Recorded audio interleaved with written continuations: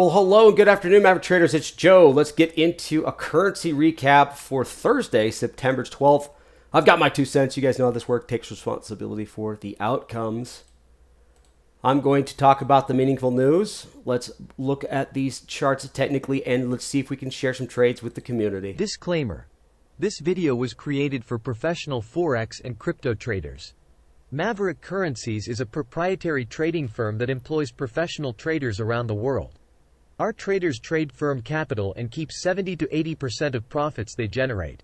All trades and analysis in this video are for professional traders only.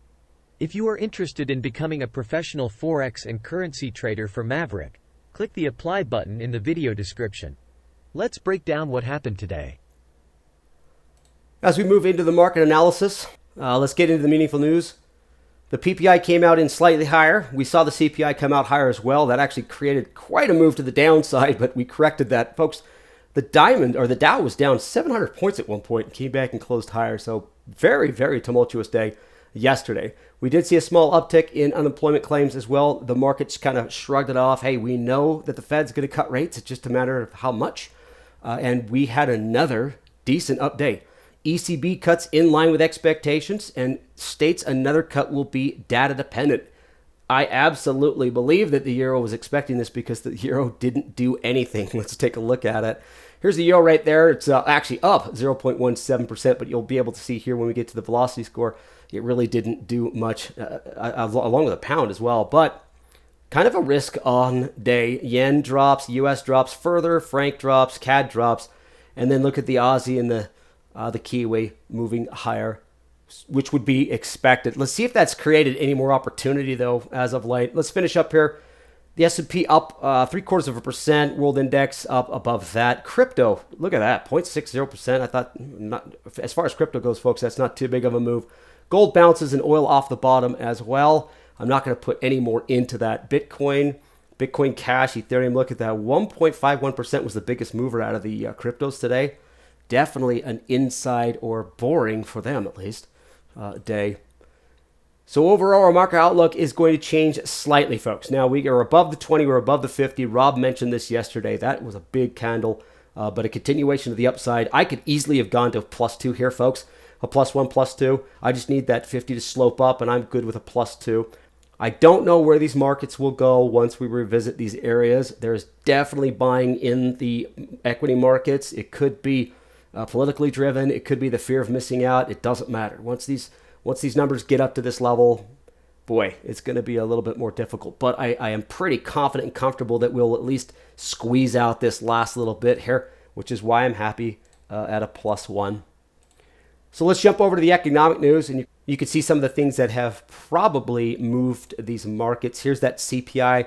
This was met very negatively and then came climbing right back. Here is the euro, the rate change, right? The ECB comes out, nailed it. It's exactly what they want. They had their press conference going on, and what I got from that, folks, for not knowing as much, is that it was expected and in line.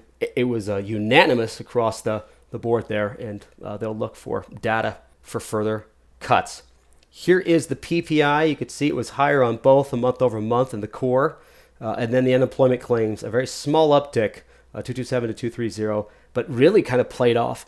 Definitely a very confident, comfortable, bullish reaction today for sure. What do we got left? Not much. There's not much going on economic-wise, so I'm just going to see how the week finishes itself out.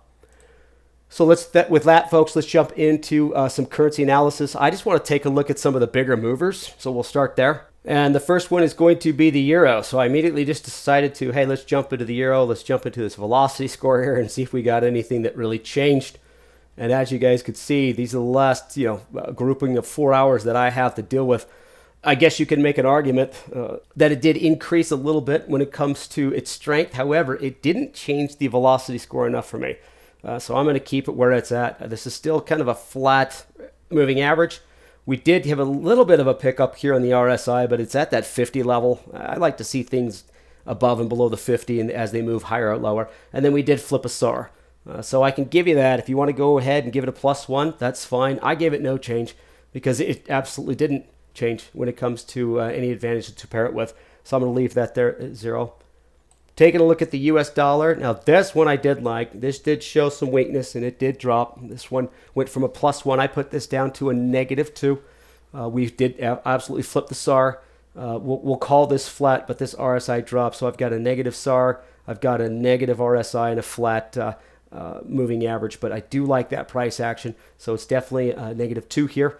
We'll take a look at it and see if we can't pair it against maybe like the Aussie, something like that. Let's go to the franc. The franc was showing the most weakness. It was yesterday, and guess what? It's doing the exact same thing. What's tough about this is we're still kind of at that -3 point. The problem is we're getting a flattening RSI. RSI can only do so good for so long. Once it extends past these lower levels, and if this does indeed break support, it's going to continue lower. So yes, folks, this is still a -3, even though the RSI is showing a little bit of flattening.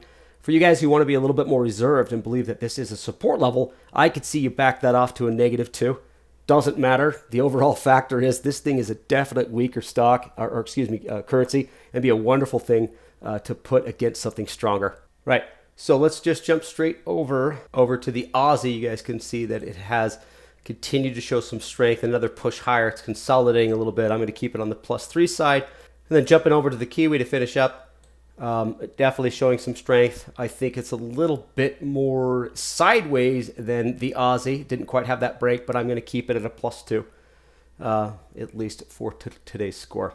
So this is where we're at, folks. We'll take a quick gander at things. Not too much movement, but enough to kind of continue in the direction that I liked. I like to see actually the US dollar getting weaker. I thought that was kind of neat because I want to pair it with that Australian dollar. The franc slid pretty good and the CAD continued to show weakness. So let's just jump into the possible trade that I have. It's just going to be the one.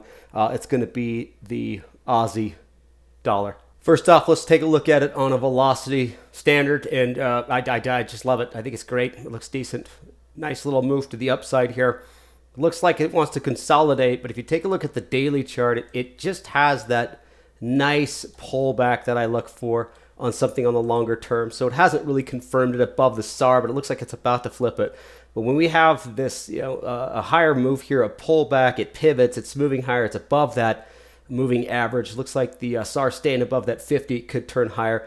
It's early yet, definitely early yet, but I'd be comfortable keeping this on my radar for a possible trade to the upside. So with all that being said, folks, that's pretty much all I have. A definite risk on move today. So let's see if we can get something tradable with the follow through. What I mean by that is I'd like to see the dollar continuing to get weaker. It'd be neat to see some more of this market, or I should say the U.S. equities move higher back up to resistance levels. It'd be really cool to see that dollar slide, show some weakness. The Aussie, maybe some of the risk on currency stay strong, and we will actually get that breakout. We just have to be patient for it. If you're looking for that on maybe the daily chart, stay patient. Just there's trades that are about to happen. It's just too often we see these things go from a -2 to a +2 on the velocity score. They really are jumping around. So I'd like to see something 2, 3, 4 days in a row to really agree with that daily chart, and then we'll be able to make some decent trades. All right, folks, thanks so much for joining me, and we'll talk to you next time. Bye, everybody.